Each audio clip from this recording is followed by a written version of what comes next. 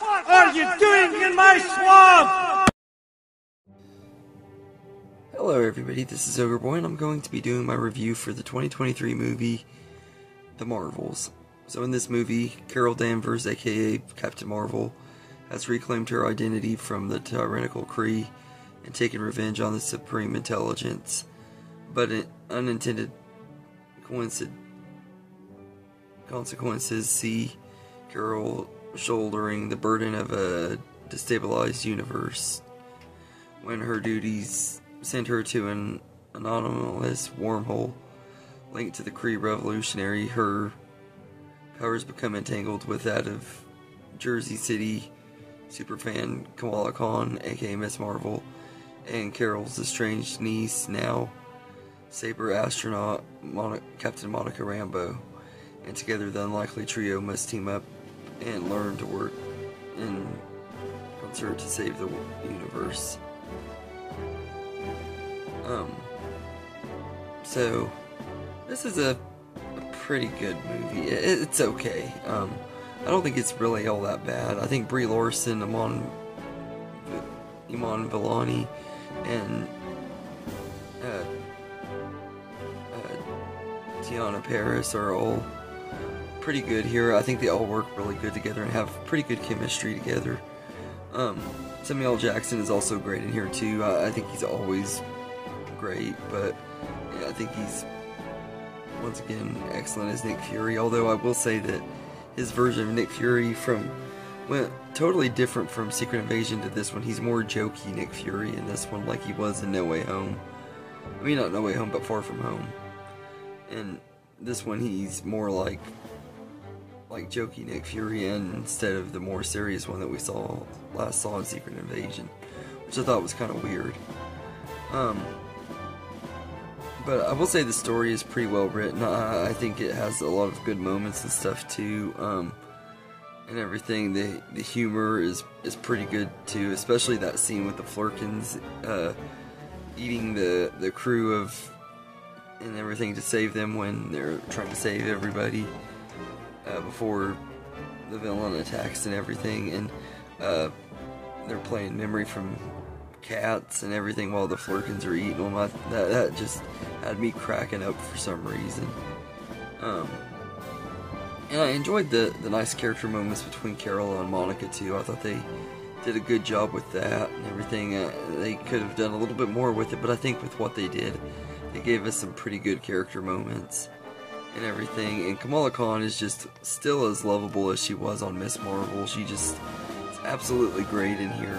And everything. She's fangirling throughout the whole movie, and it's just so much fun to watch her. She's really humorous and really lovable, and you can't help but love Kamala Khan. She's just great. And Iman Vellani is just once again just absolutely perfect and everything. I feel really bad that she has to be in the MCU's first flop, because she's completely steals the show and everything. I just love how naive and curious she is, and also how excited and happy as she is to be there and be part of the Avengers. It reminds me a lot of Tom Holland's Spider-Man in a lot of ways and everything, except she seems even more ecstatic than he did and everything, which is pretty cool.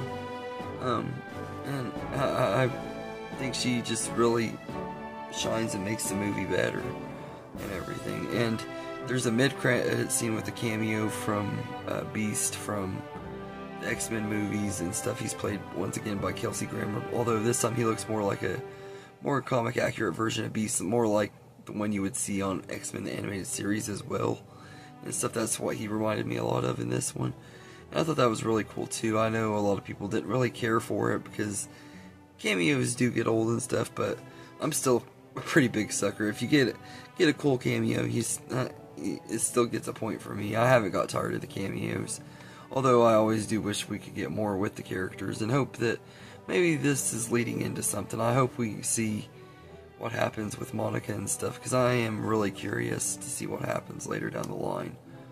And everything. I do wish the team had more time together, though. I do feel like they didn't get as much cool fight scenes together and stuff. That's really my biggest negative with the movie, and I think that making a movie that you have to watch a bunch of shows and and other movies to understand is not a very good idea. I've seen all the other stuff that led up to this one, but for anybody who's just going in blind and hadn't really paid attention to Miss Marvel or Captain Marvel or Secret Invasion or WandaVision or any of that, they're not going to know what the heck is going on with these characters.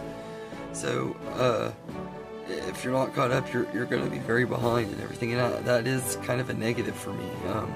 I hope the MCU can kind of fix that problem with balancing TV and movie better and everything, because it sucks having to do a lot of homework just to watch one movie and everything. And I will say that sitting through the movie or the shows and stuff for this was not as big, didn't pay off as well as I had hoped it would have and everything.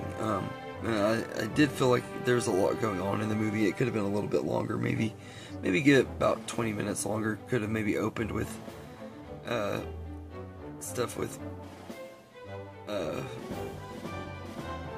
more stuff to do with Captain Marvel and stuff, show more of what she was doing in the time period between the first movie and this one. The movie gives us enough details, but I felt like they could have gone a little bit further into detail with it and stuff, and it could have been a little bit better, but it could have added like maybe another 15-20 minutes and it would have been a lot better. So all in all, I don't think The Marvels is anywhere near as bad as everyone says it is, but I don't think it's anywhere near one of the best MCU movies either. It's definitely in my bottom part of the MCU ranking for sure and everything, but it's not complete garbage or anything like that. But I agree with most people, Phase 5 has been nothing but disappointment after disappointment and everything for me.